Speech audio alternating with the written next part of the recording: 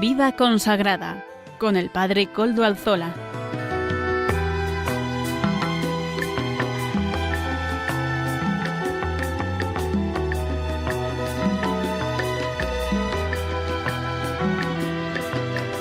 Buenas tardes, hermanos, amigos y oyentes. Hoy es jueves y son las 5 de la tarde, las 5:01 en mi reloj. Una hora menos en las Islas Canarias, es por tanto la hora de vida consagrada. Aquí, porque estamos en Radio María, en la radio de la Virgen. Les saluda con sumo gusto Padre Koldo Alzola, trinitario, emitiendo desde Algorta, Vizcaya. Me uno a todos ustedes desde la parroquia del Santísimo Redentor. Y como ya es conocido para los oyentes habituales del programa, al comienzo de este programa nos encomendamos al Beato Domingo Iturrate, nuestro patrono y protector, cuyas reliquias custodiamos gozosos en este templo parroquial del Santísimo Redentor. Saludo también a quienes nos están ayudando en el control en Madrid. Gracias al servicio silencioso de ellos podemos emitir en esta ocasión también. En el programa de hoy contaremos con las siguientes secciones: Amaro Villanueva con la sección Música para Evangelizar, el padre Luis Alfredo Gutiérrez Mendoza, Santos de ayer y de hoy, y don Gilberto Fernández Escalante, colaborador también laico como don Amaro, nos va a ofrecer ese curso de Historia de la Iglesia que nos está desgranando semana tras semana, que nos va acercando también a este conocimiento más minucioso de lo que es la vida consagrada a lo largo de la historia. Él es doctor en Historia de la Iglesia. Hoy, 4 de diciembre de 2025, primer jueves del tiempo de Adviento de este año 2025. Cómo se pasa el tiempo, ¿verdad? Cómo se va tan callando. Parece que fue ayer cuando empezábamos el año y ya lo estamos concluyendo el 25. Este año que ha sido año jubilar, especialísimo. Especialísimo también porque se han cumplido los 1700 años del Concilio de Nicea. Y esto es lo que nos ha recordado el Papa en este último viaje, y por eso la razón de ser de este último viaje que ha tenido, este primer viaje para el Papa León, y es que el primer viaje apostólico en Turquía y en Líbano se ha convertido en uno de los pasos más importantes que el Papa León XIV ha dado desde que se convirtiese en pontífice el pasado mes de mayo. Desde su aterrizaje en Ankara, el jueves 27 de noviembre, tuvimos oportunidad de escuchar durante 6 días seguidos los diferentes mensajes que el Santo Padre fue pronunciando en sus diversos encuentros. En su primer discurso como jefe de Estado ante el presidente de Turquía, Erdogan, aprovechó la ocasión para hacer un llamado a la paz, a la humanidad común y a la justicia.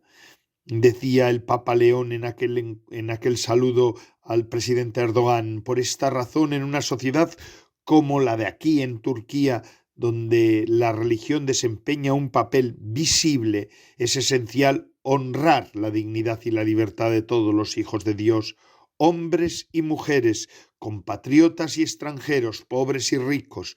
Todos somos hijos de Dios y esto tiene implicaciones personales, sociales y políticas. El mensaje de la paz estos son palabras del Papa, ahora continúo. El mensaje de la paz y de la unidad ha sido el que ha dado título a este primer viaje del Papa. De hecho, el lema principal fue el de bienaventurados los que trabajan por la paz. El viernes 28 de noviembre se produjo una fotografía para la historia. León XIV y Bartolomé I, patriarca de Constantinopla, se reunieron en Iznik, la antigua Nicea, para celebrar que el primer concilio ecuménico cumplió 1700 años. La fe en un solo Señor, decía el Papa León, Jesucristo, Hijo único de Dios, nacido del Padre antes de todos los siglos, de la misma naturaleza del Padre, es un vínculo profundo que ya une a todos los cristianos. En este sentido, citando a San Agustín, también en el ámbito ecuménico podemos decir, decía León, que León XIV, aunque somos muchos cristianos, en el único Cristo somos uno. De esta forma, el Papa cumplió con el deseo de Francisco de celebrar el aniversario del concilio a partir del cual nace el credo. Otro de los mejores momentos fue la visita que realizó a la Mezquita Azul. El pontífice rompió con una tradición que habían seguido tanto Benedicto XVI como Francisco de rezar dentro de la mezquita. Él no lo hizo. Y también así pues se llegó al siguiente país, al Líbano. La lluvia no impidió a los libaneses recibir al pontífice con música y un espectáculo de luces, una afectuosa bienvenida que lo emocionó. Allí en el Líbano hizo hincapié en la figura de la mujer como una herramienta más de la promoción de la paz. Esta es una idea en la que el Papa ha incidido en 2 ocasiones durante el viaje. Dijo que le gustaría subrayar el papel imprescindible de las mujeres, como decía el Papa, en el arduo y paciente compromiso de custodiar y construir la paz. No olvidemos que las mujeres tienen una capacidad específica para trabajar por la paz, porque saben custodiar y desarrollar vínculos profundos con la vida, con las personas y con los lugares. Un encuentro emocionante tuvo lugar en el santuario de Nuestra Señora de Arisa, patrona del Líbano, en el segundo día del Papa León XIV, en el país de los cedros. Se dirigió a todos los seminaristas y religiosos en formación. Los jóvenes son el futuro, decía el Papa una y otra vez. El 4 de agosto de 2020 tuvo lugar una de las mayores tragedias de la historia reciente del Líbano, una devastadora explosión en el puerto de Beirut. Dejó la cifra de 236 fallecidos, más de 7.000 heridos, más de 10.000 desaparecidos e innumerables pérdidas materiales. Hasta el epicentro de la tragedia, hasta ese punto del puerto de Beirut, se trasladó el Papa León XIV. Allí tuvo oportunidad de conocer a familiares de las víctimas que junto a fotografías y pancartas siguen clamando justicia. La última aparición pública de León XIV en el país de los cedros fue en la misa que se celebró en la explanada del Beirut Waterfront. Fue emocionante. Más de 150.000 libaneses acompañaron al pontífice y lo escucharon con atención. Decía el Papa, son palabras textuales del Papa, sin embargo, la palabra del Señor nos invita a encontrar las pequeñas luces que brillan en lo hondo de la noche, tanto para abrirnos a la gratitud como para estimularnos al compromiso común en favor de esta tierra. Estas han sido hasta este momento las palabras explícitas del Papa o las palabras íntegras del Papa. Las palabras del Papa en este viaje han sido de unidad, de justicia, de fraternidad y de paz, que hemos tenido la oportunidad de escuchar del propio pontífice, ¿verdad?, durante su primer viaje apostólico a Turquía y al Líbano. Gracias, Santo Padre, por este viaje y por todos estos mensajes. Cambiando de tercio, vamos ahora a otro lado, a la tierra natal del Papa, porque nos llega una noticia que a mí me ha resultado también entrañable y por eso la quiero compartir con todos ustedes. Un Shema contra la ansiedad, el remedio eficaz de una monja vietnamita para salvar a la juventud. Para la hermana Teresa, el bienestar consiste en unirse a Dios en corazón, alma, mente y fortaleza. Teresa Ongs imparte talleres en centros educativos de California. La hermana Teresa Ong Puoc Tran es de origen vietnamita, pero vive en Los Ángeles, en Estados Unidos. Desde hace un tiempo imparte talleres sobre salud mental en parroquias, escuelas y congregaciones religiosas católicas, donde utiliza una hoja de ruta, la oración del Shema Israel. Amarás al Señor tu Dios con todo tu corazón, con toda tu alma, con toda tu mente y con todas tus fuerzas. Para la religiosa el bienestar consta de 4 patas. El corazón, conexión con los demás, ser amado y amar a los demás. Alma, intimidad con Dios, encontrar un propósito en la vida. mente, alimentar el intelecto con buenos pensamientos, buscar consejo cuando se está inseguro, y fortaleza, vivir un estilo de vida saludable. Método de 4 patas. Pues aunque algunas personas tengan problemas emocionales y psicológicos graves que pueden requerir ayuda profesional, la religiosa defiende que la mayoría de los jóvenes puede utilizar las buenas herramientas descritas en sus talleres para disfrutar del bienestar y de una vida feliz y plena. La vida humana tiene un ritmo, pero el caos puede entrar en nuestras vidas y traernos problemas que escapan a nuestro control, dice la hermana Teresa. Para saber cómo vivir bien, debemos saber cómo Dios quiso que viviéramos. Para mantener el bienestar, debemos aprender a confiar en Dios y aceptar el ritmo de nuestras vidas con gratitud.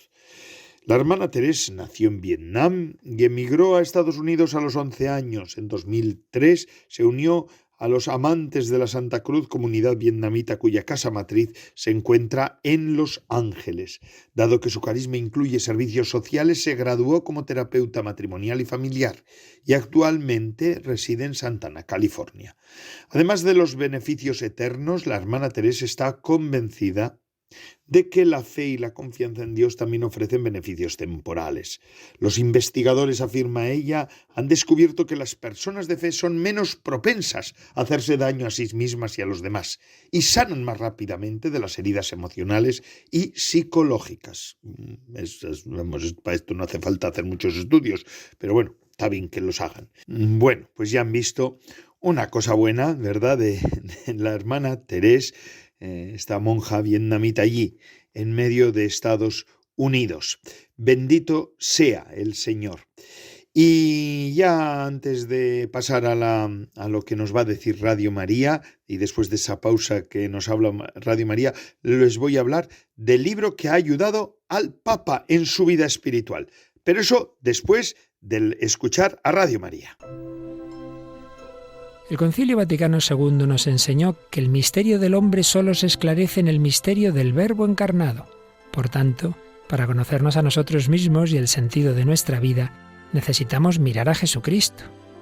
Sin embargo, son muchas las personas que por no conocer al Señor viven sin sentido ni esperanza y a las que queremos que llegue la buena noticia a través de Radio María.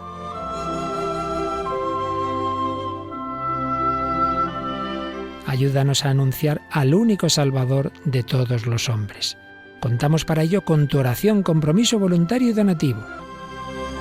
Con María, al servicio de la nueva evangelización.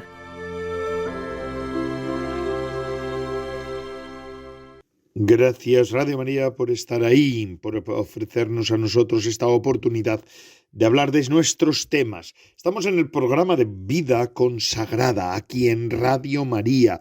vidaconsagrada@radiomaria.es. Ese es el mail de este programa al que me pueden escribir si ustedes lo desean. Antes de la pausa que hemos hecho, les hablaba yo del Papa León, ¿verdad? Y de la importancia en su vida de una obra. La anécdota ha sido en el viaje de vuelta, de este viaje apostólico primero del Papa León a Turquía y al Líbano, como hemos explicado en el programa en el que estamos.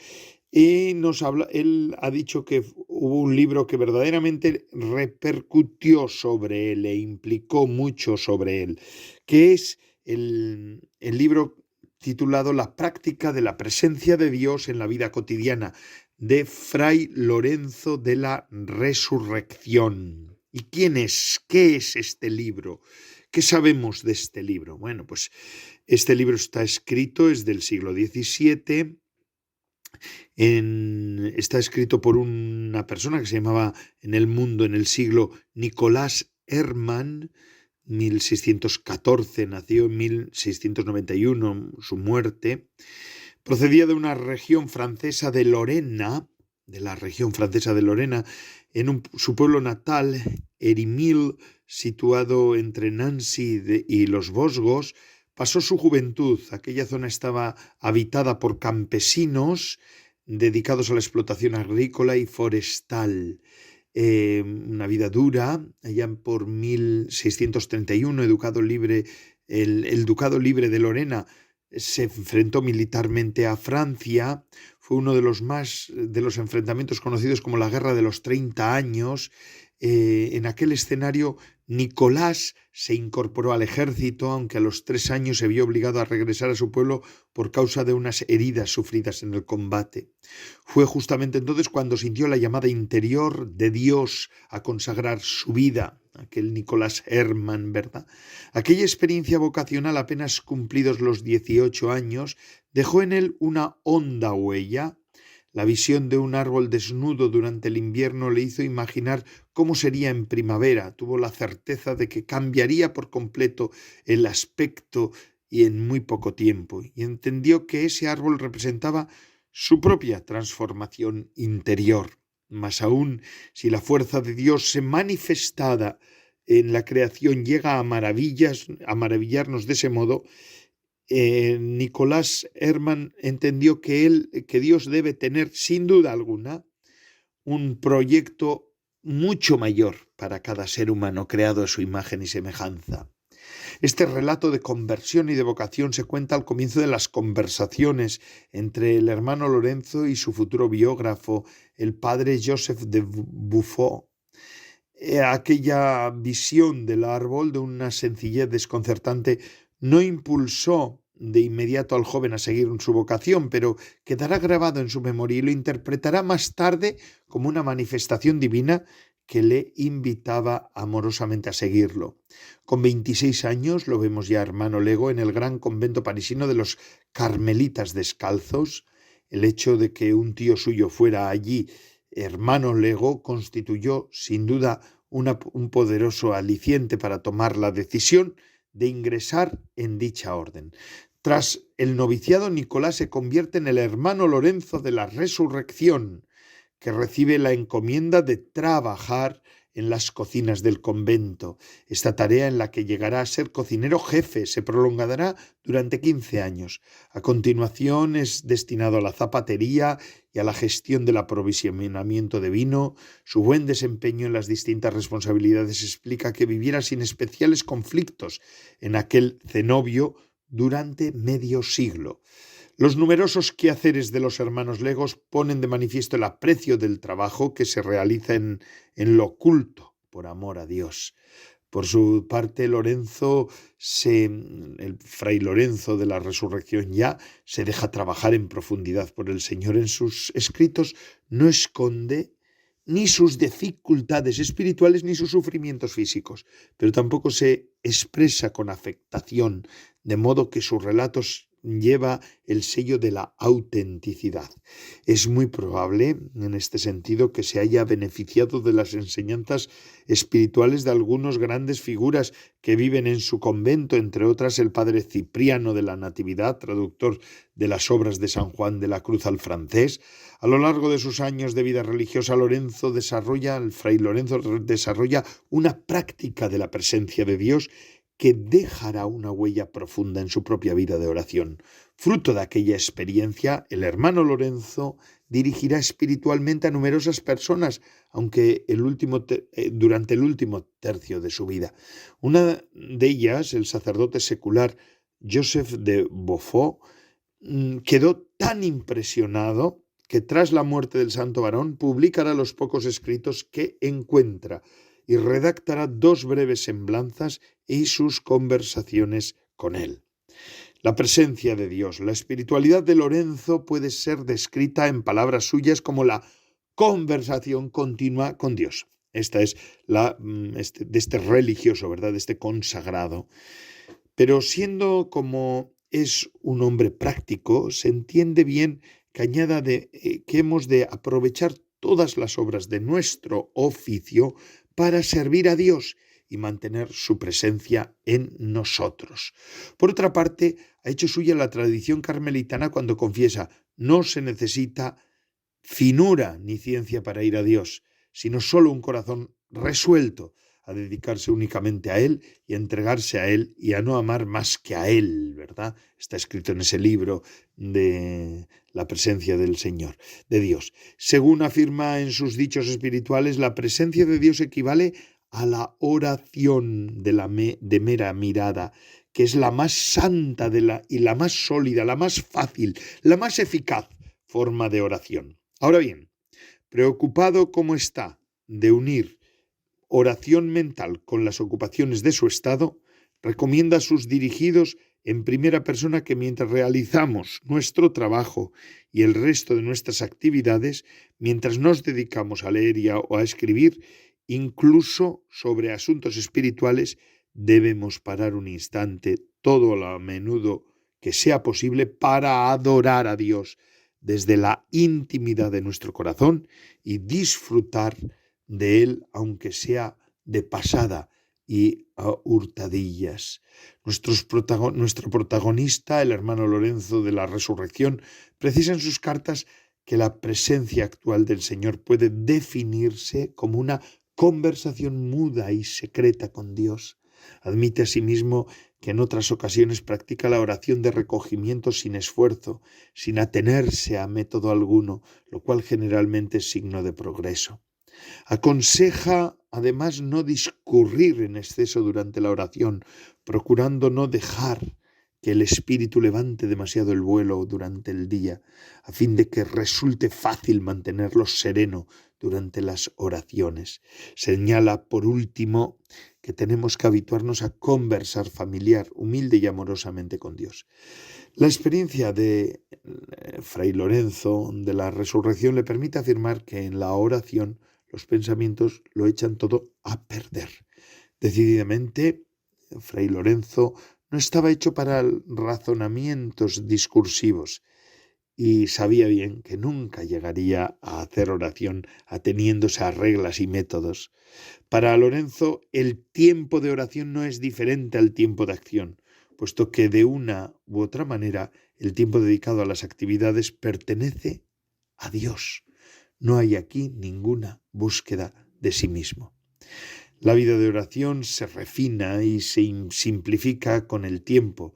Los consejos de Lorenzo se mezclan a menudo en la confidencia del combate que libran tantas almas de oración. Hallé no poco sufrimiento, confiesa, en este ejercicio en el que perseveraba a pesar de todas las dificultades que me salían al paso, sin alterarme ni preocuparme cuando me distraía sin querer. Para permanecer en la vida espiritual hay que perseverar en la oración. Los místicos nos enseñan a no desanimarnos. Según cuenta su biógrafo, el hermano Lorenzo pasó por etapas en las que no encontraba ningún gusto en la oración, ningún alivio para sus penas, de manera que la fe desnuda era su único apoyo.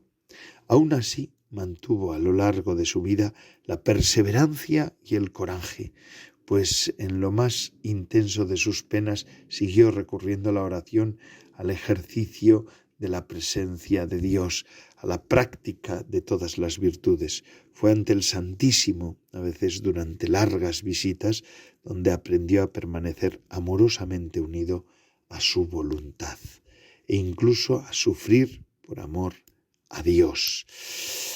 Este libro, que parece que la ha acompañado que ha sido el libro de cabecera del Papa León y que la ha acompañado a vivir su vida espiritual, ¿verdad?, de Fray Lorenzo de la Resurrección, un hombre religioso, un carmelita, un consagrado. Además, estos días don Gilberto nos está hablando de la Orden del Carmelo, ¿verdad? Pues un fruto más de la espiritualidad carmelitana. Bueno, pues bendito sea, estamos en el programa de Vida Consagrada. Vamos a hacer una pequeña pausa. Amaro Villanueva, música para evangelizar, y volvemos ya con las últimas secciones del programa del día de hoy.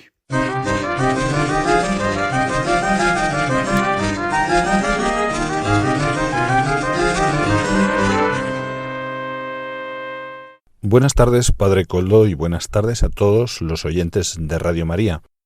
Hoy escuchamos la canción Mi vocación eres tú, del coro Semá.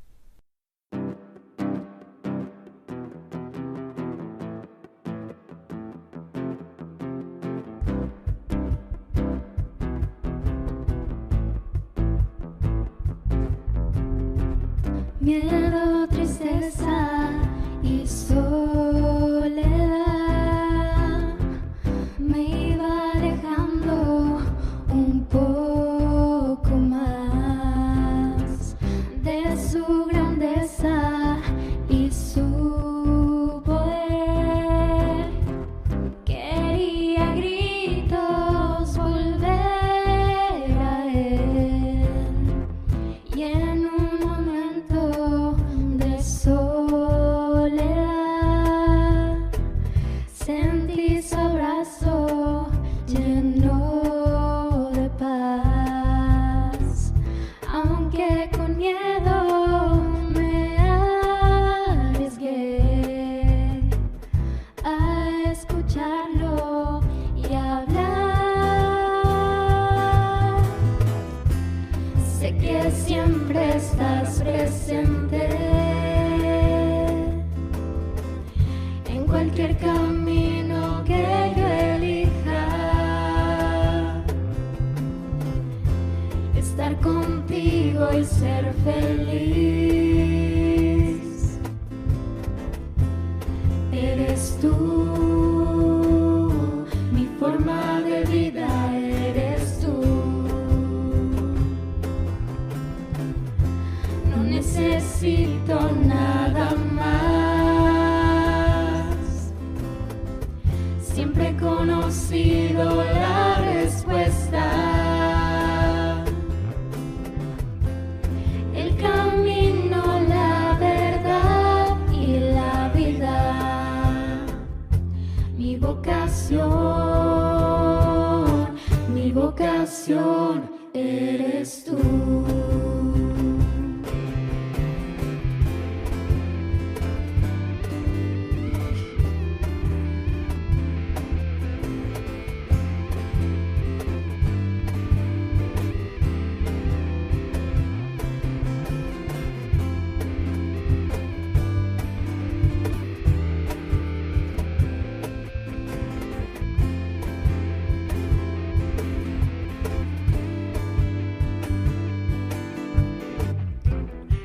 Momento al buscar,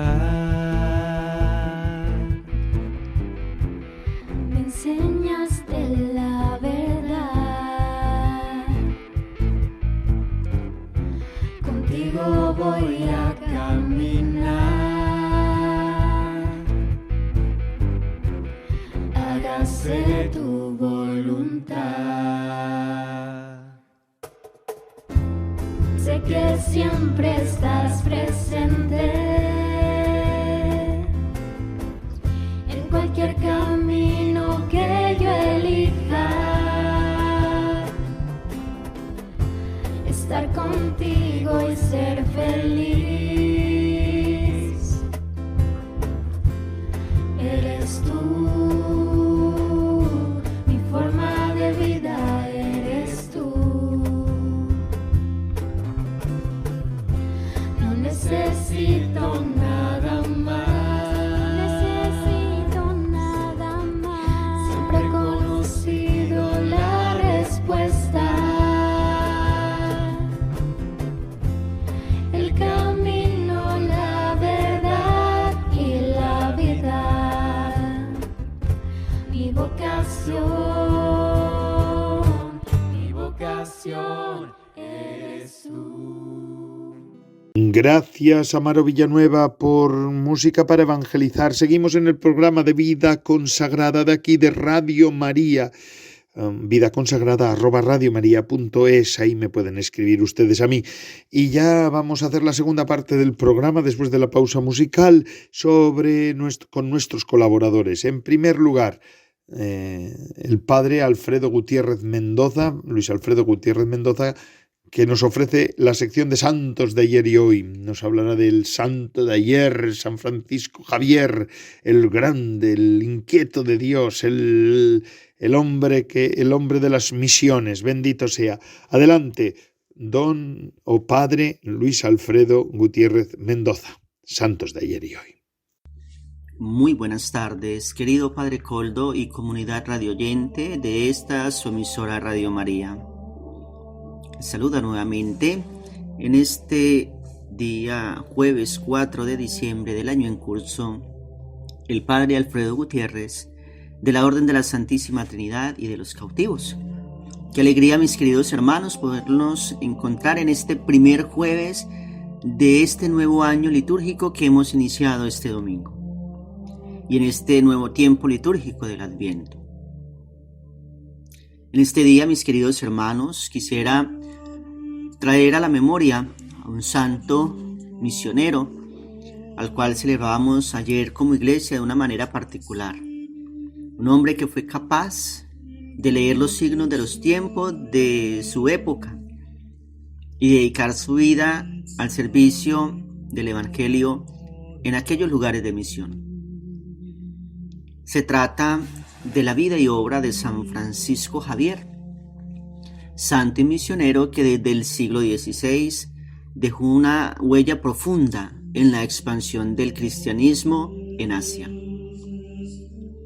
Es así como, mis queridos hermanos, veremos su origen, algo de su formación, un poco del contexto histórico de su tiempo, su vocación y su misión evangelizadora en lugares como India, Malaca, Japón e incluso su intento por llegar a China.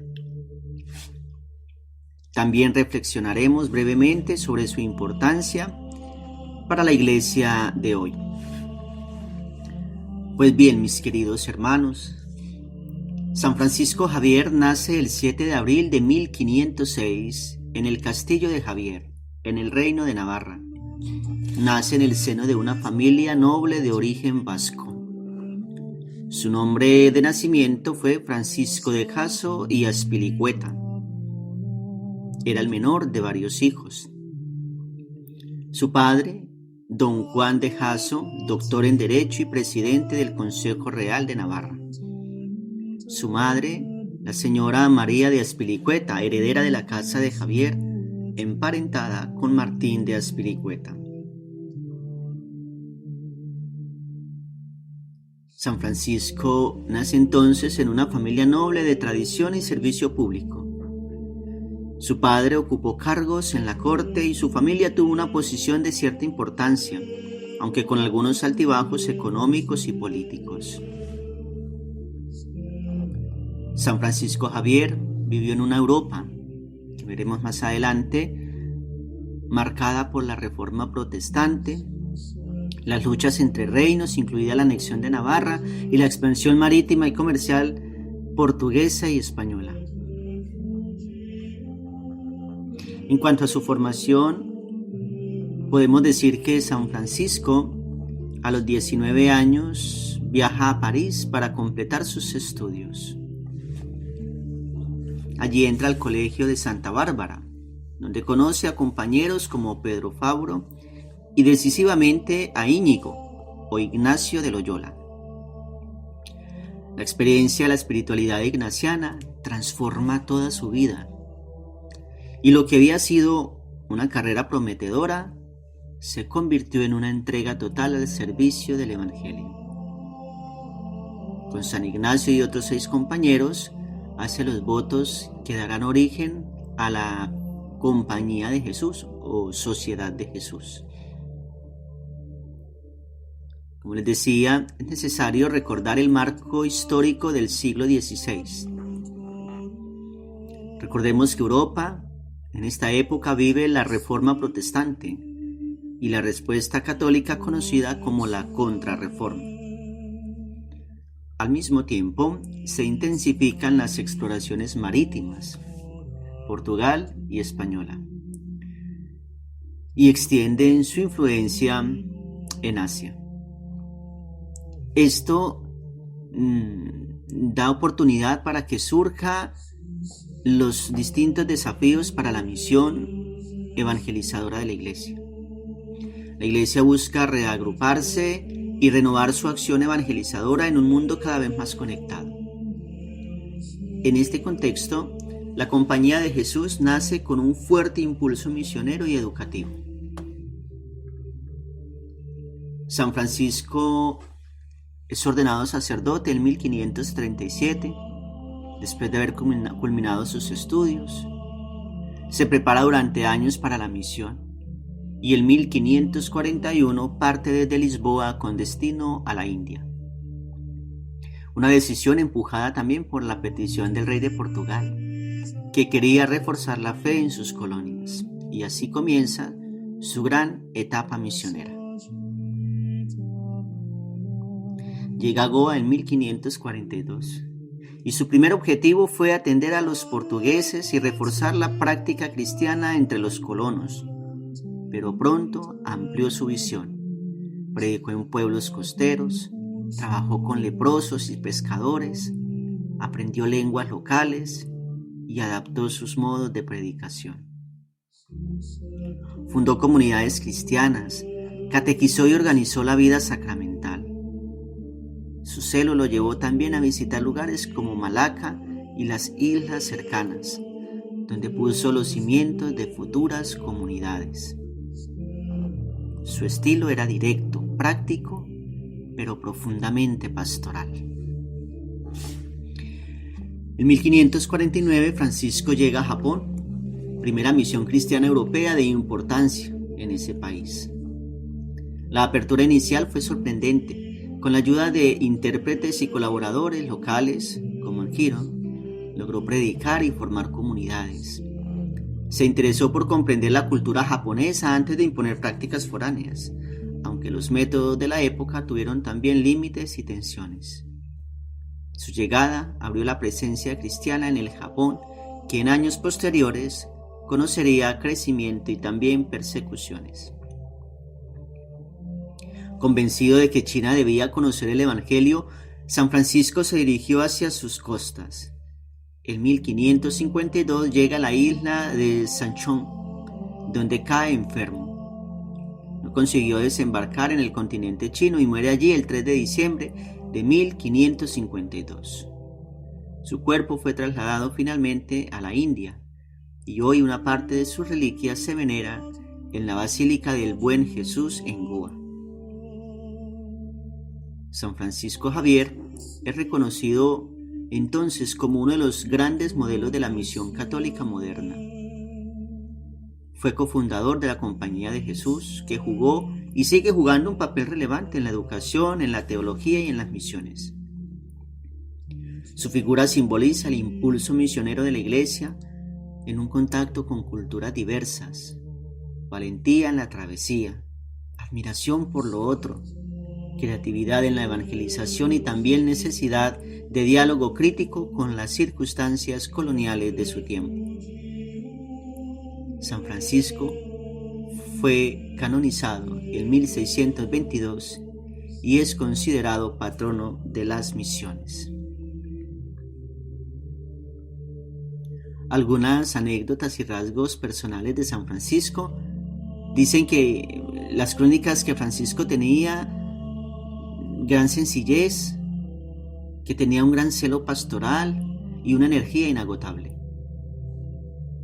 Prefería la acción testimonial, visitar enfermos, administrar los sacramentos, aprender palabras en las lenguas locales para acercarse mucho más a la gente. Era un hombre práctico y humilde, rasgos que facilitaron su acogida. También se le atribuyen numerosos milagros y episodios que la tradición conservó. Estas narraciones ayudaron a su rápida fama y posterior canonización. Mis queridos hermanos, San Francisco Javier nos interpela hoy y nos invita a no tener miedo a salir. El Papa Francisco siempre nos insistía, la Iglesia Católica tiene que ser una iglesia en salida, y los santos que vamos recordando a diario, hoy en el caso de San Francisco Javier, nos invitan a esto, a no tener miedo, a salir de nuestras comodidades, a salir de nuestra zona de confort, en sentido literal o simbólico, para llevar el Evangelio con respeto por las culturas, con creatividad pastoral y con profundidad espiritual. Su vida nos recuerda que la misión es encuentro, anunciar, escuchar y acoger. Que su ejemplo, mis queridos hermanos, nos anime a cuidar la fe en nuestras comunidades y a promover el diálogo y la justicia en el mundo. Ojalá, mis queridos hermanos, que cada vez que miremos la figura de estos santos, se nos inflame el corazón de alegría, de gozo, pero sobre todo de esperanza. Estamos viviendo el tiempo del Adviento, que es un tiempo de esperanza, que la esperanza que estos santos nos transmiten de una iglesia humana, posible y a la vez divina, se pueda realizar en cada una de nuestras comunidades, de nuestras familias y en cada uno de nosotros. Que nunca tengamos miedo a ser portadores de la buena nueva. Que la bendición de Dios Todopoderoso, Padre, Hijo y Espíritu Santo, la protección amorosa de nuestra Madre Santísima, la Virgen María y la intercesión de San Francisco Javier nos acompañen hoy y siempre. Amén. Y de los santos de ayer y hoy acabamos con don Gilberto Fernández Escalante, nuestro colaborador también laico, como Amaro Villanueva, que nos ofrece esa historia de la vida consagrada aquí en Radio María. Adelante, don Gilberto. Un saludo fraterno a todos los oyentes de Vida Consagrada. Continuamos un jueves más nuestro camino por la historia espiritual del Carmelo y hoy nos vamos a adentrar en un terreno precioso, pero muchas veces ignorado. La teología carmelita medieval, siempre en la sombra, dado el enorme desarrollo que tuvo en otras órdenes. Si la espiritualidad carmelitana ha sido llamada muy justamente la ciencia del silencio, su teología podría describirse como la inteligencia de la escucha. No es la teología que nace para vencer en las disputas, como la de los franciscanos o la de los dominicos, sino la que brota de un corazón que primero se arrodilla, escucha y después habla. Como dice un manuscrito carmelita del siglo XV, non a multiloquio cognoscitur Deus, sed a multo tacere. O sea, no se conoce a Dios por hablar mucho, sino por callar mucho. En fin, la regla es la matriz de ese pensamiento, porque no nace en un aula, sino en una celda, ¿no? Precisamente el núcleo de la regla albertina es esta frase: Unusquisque vestrum permaneat in cela sua vel justa eam meditando die ac nocte legem Domini et vigilando in orationibus. O sea, cada uno permanezca en su celda o cerca de ella meditando día y noche la ley del Señor y velando en oración. Esto, que ya lo hemos repetido en los programas anteriores, no deja de ser menos relevante. Y es que este es el método teológico carmelita. Cela, recogimiento, lex domini, escritura meditada, vigilare, o sea, atención amorosa a Dios. Por esto, para los carmelitas medievales, la teología es ante todo una lectio divina iluminada por la gracia, no saber para hablar, sino saber para amar. El Carmelo, como sabemos, nace en la montaña, aunque viva más tarde en las ciudades, y eso conserva ese clima interior. Habíamos hablado la semana anterior del capítulo de Londres del año 1281 y de aquella frase, ¿no?, de silentium custodiatis sicut custodiam anime, o sea, guardad el silencio como guarda del alma. Esta frase es teología pura, no es disciplina estética, cuidado, es antropología sobrenatural. La verdad para el Carmelo se recibe, no se conquista. Dios se revela al alma que calla, no al intelecto que grita. Un texto carmelita posterior, no del siglo XIII, dirá lo siguiente, ¿no? En la soledad y el silencio se oye la voz del amado. O sea, era un libro además para la instrucción de los monjes, de los frailes. Bien, hay dos teólogos carmelitas, ya los mencionamos hace 7 días, pero vamos a profundizar un poco más sobre ellos. Lo primero es John Bacontorp. Se le tiene un apelativo que es Doctor Resolutissimus, que representa la gran voz teológica carmelitana. Él no fue un innovador, un rupturista, sino un guardián fiel de la tradición. Defiende que el carmelita estudia para comprender mejor la regla, no para brillar. En un comentario suyo leemos lo siguiente: Perfectio carmelitica est in meditatione continua verbi et puritate cordis. La perfección carmelitana consiste en la meditación continua de la palabra y la pureza del corazón. No separa saber y santidad. Si la mente asciende, debe ascender el corazón. Como afirma Luongo, Bacontor construyó una defensa intelectual del carisma contemplativo en un mundo universitario muy competitivo, del que el nuestro es hijo. Es una teología para custodiar la identidad, no para dominar en los debates, muy comunes en el seno universitario, por cierto. Un siglo después, John Bacontor en el siglo XIV, en el siglo XV, Thomas Netter de Walden, un maestro inglés, escribe el monumental Doctrinale Antiquitarum Fidei Catholicae. En él se enfrenta a John Wycliffe y defiende la ortodoxia, pero nunca desde la arrogancia. Su tono refleja un alma formada en el silencio. Dice así: Carmelita non convincit clamando, sed mansuetudine veritatis. El carmelita no convence gritando, sino con la mansedumbre de la verdad.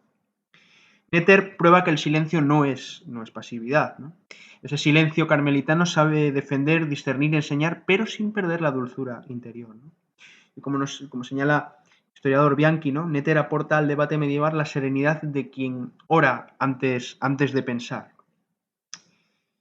Pero si hay una verdadera escuela para cualquier carmelita que se precie, tanto ahora como antaño, esa es la Biblia. Ellos no desarrollaron un sistema filosófico como los tomistas o los escotistas. Su biblioteca era la Biblia, su método la lectio, su escuela una celda, cualquier celda, ¿no? Un texto de la tradición carmelitana recoge la siguiente consigna, ¿no? Dice: Escritura sit cibus, contemplatio respiratio. O sea, que la escritura sea alimento y la contemplación respiración. Es una teología respirada, no recitada, ¿no? Por eso cuando defendían la fe lo hacían con la lógica de la palabra, no del sofisma, ¿no? Como resume Weichmann, ¿no? El Carmelo propone una epistemología espiritual, ¿no? Conocer es amar y luego habitar la palabra. Otro aspecto importantísimo de la teología carmelitana medieval es la mariología, exuberante, mucho más que en otras órdenes, por cierto. María es domina loci, señora del lugar, del monte y del corazón, es el modelo de escucha perfecta. Precisamente un himno carmelitano medieval reza lo siguiente: Oh María, in silentio tuo verbum audivimus. Oh María, en tu silencio escuchamos al verbo.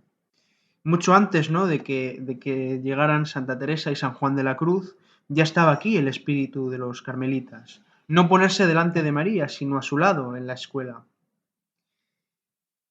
Bueno, muchos podrían decir que el Carmelo medieval escribió menos páginas que otras órdenes. Pensemos, por ejemplo, en la Suma Teológica de Santo Tomás de Aquino. Sí, pero escribió más silencio. Y en la Iglesia el silencio fecundo vale más que la palabra vacía. En los manuscritos se lee lo siguiente, ¿no? Melior est oratio humilis quam disputatio inflata. Mejor es la oración humilde que la disputa hinchada. Por cierto, un inciso, no con esto queremos decir que los escritos de los teólogos franciscanos, dominicos o agustinos fueran letra vacía, simplemente que los carmelitas tenían otro enfoque diferente. Bien, el Carmelo ofrece al pensamiento cristiano algo único, ¿no? Una suerte de teología rezada, una verdad acogida, una inteligencia humilde y una caridad intelectual, ¿no? Como señala Jotiski, el Carmelo no quiso convencer al mundo, sino conservar su alma, ¿no? Y conservándola, pues consiguió regalársela. En fin, queridos oyentes, si el franciscanismo nos enseñó que la pobreza libera, el Carmelo medieval nos enseña que el silencio ilumina, ¿no? No es una teología del aplauso, sino la del tabernáculo. No brilla hacia afuera, no lo pretende, pero es una teología tan profunda que transfigura por dentro. En un mundo saturado de palabras, el de entonces y el de ahora, el Carmelo nos recuerda que hay verdades que solo se escuchan cuando uno calla. Muchas gracias por acompañarnos y ahora, con gratitud, adelante, Padre. Y con esto concluimos con la historia de la vida consagrada, con esta sección de formación. Ya saben ustedes que se pueden poner en contacto con este programa de vida consagrada en el que estamos por medio del correo electrónico del mismo, vidaconsagrada@radiomaria.es. Ustedes me escriben y yo les contestaré.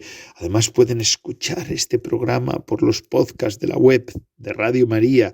El nuestro también lo suben. La web de podcast de Radio María, ahí está el nuestro, así que puedan escucharlo. Y si necesitan alguna cosa, pues me pueden escribir también en programa Vida Consagrada, Paseo Lanceros número 2, Centro Comercial Planta Primera, 28024 Madrid, es en los estudios centrales de Radio María, o pueden pedir cualquier tipo de publicación llamando a Radio María 91 822 8010, 91 822 8010, de 9 de la mañana a 8 de la tarde, de lunes a viernes. Y así me despido hasta la semana que viene, si Dios lo quiere. Aquí estaremos, seguiremos. Ustedes recen por mí, que yo lo hago por ustedes, de verdad. Así que recen, por favor, que necesito de su oración. Y impartiendo la bendición, me despido en esta ocasión también. La bendición de Dios Todopoderoso, Padre, Hijo y Espíritu Santo, descienda sobre vosotros. Que Dios les bendiga siempre.